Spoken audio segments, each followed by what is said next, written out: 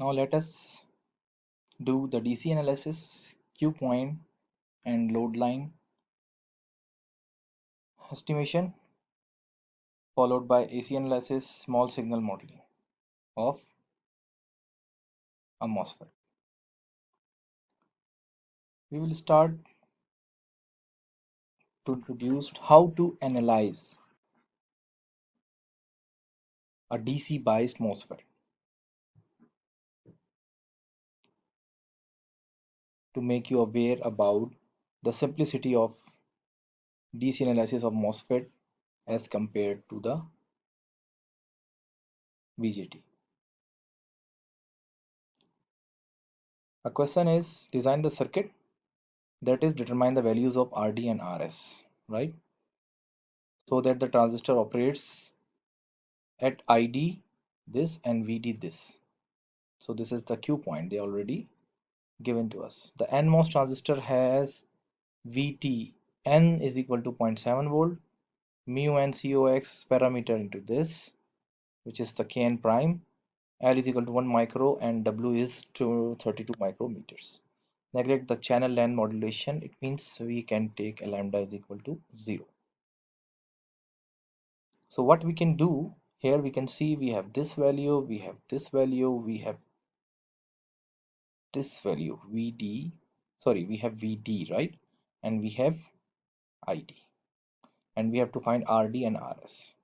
So finding RD seems to be very simple, right? Just using the voltage difference, the Ohm's law. Higher voltage minus lower voltage divided by ID will be equal to RD, right? RD is VD minus VDD, VDD minus VD divided by ID. By putting all these values, we can find 5 kilo ohm. Can we find the value of RS for in the same fashion? We have value of one terminal voltage, but at the other terminal of the RS voltage is not given. Otherwise, we can have a voltage difference and resistor and current relation called Ohm's law. So if we want to find by using this formula, we have to find Vs. We have VSS, we have ID, but we don't have Vs, right? Here you can note, here our ID current is flowing and same ID current is flowing from here because there is no gate current. Gate is insulated with the remaining part of the transistor, right? So what we can do, we have other parameters, right? So let's see how can we find other things. For example, we have VG is equal to 0. If we can find VGS, then we can find VS, right? And how to find VGS? We know that in the saturation, the transistor has ID is equal to Kn, half Kn VOB square, right? So we can use that formula, half, this is Kn, right? Kn prime and W by L is Kn. So all these values are given to us, VOB, and VOB is found to be 0.5 volt, and VOB is equal to VGS minus VT, right? So then VGS is equal to VT plus VOB. By putting all these values, we can find VGS as 1.2. So VGS, this voltage difference is 1.2. Then how about VS? So we can find it very easily. VG minus VS is equal to VGS, right? So 0 minus Vs is equal to 1.2. So Vs is equal to minus 1.2, right? So Vs is minus 1.2. Now we can put values here. Minus 1.2, VSS minus 2.5. Putting all the remaining values, we have found RS is equal to this one. Let's consider another example. We have to analyze the circuit shown in this diagram to determine the voltages at all the nodes and the currents through all the branches, right? We have to find ID, we have to find IG, we have to find VG, VS, VD, right? So the given things are VTN 1 volt, Kn prime into this whole parameter is Kn, neglect the channel length modulation, right? So how can we do this? We don't have the value of current here, not the voltage or even here. But can we find the voltage of this terminal, right? Because there is no current going inside. The voltage here will be the voltage divider biased of the amongst these two transistors, right? So it means here we have 5 volt. Same resistances, voltage will be half. So 5 volt. So we have Vg is equal to 5. That's okay. Vg is equal to 5. How about Vs?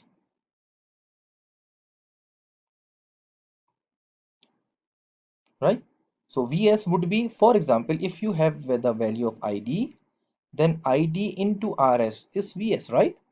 So it means we can say Vs is equal to ID into 6 kilo ohm, right? Same is here. You can define Vd in the form of, for example, if you have ID, once you have ID, then the value of Vd will be equal to Vdd minus IDRD, right? So Vg found to be the voltage divided by its relation, and then we can write other things. 5 volts here, we already know that there would be no gate current. That's okay. Suppose we have ID is, this name of this current is ID. So then the voltage here would be 10 minus 6 ID, 6k ID. Why they did not put k here? It means whatever is the value of ID, it would be in milliampere, right? So they cut out the milli and k, right? Same is here. 6 multiplied by ID will be equal to Vs. I recommend you to follow the exact values, right? Because later on you may forget the actual things to put and to remove. So I usually put 6k ID, right? So what we can do next? The question is giving you the hint. It is giving you Kn, right? VTN. It means you can use the formula of ID. But which formula? The triode one or the one which works in saturation mode, right? So here you have to suppose, guess, right? You can have a hypothesis, same as we did in diodes. So hypothetically you can think, if it is working in saturation mode, then I can use the formula of saturation current, and then I can find all the values of these things. And if all the fine values verify that the transistor is working in saturation mode, then your hypothesis is working. Otherwise, you can change your hypothesis, go to the triode region and other cutoff region somewhere else, right?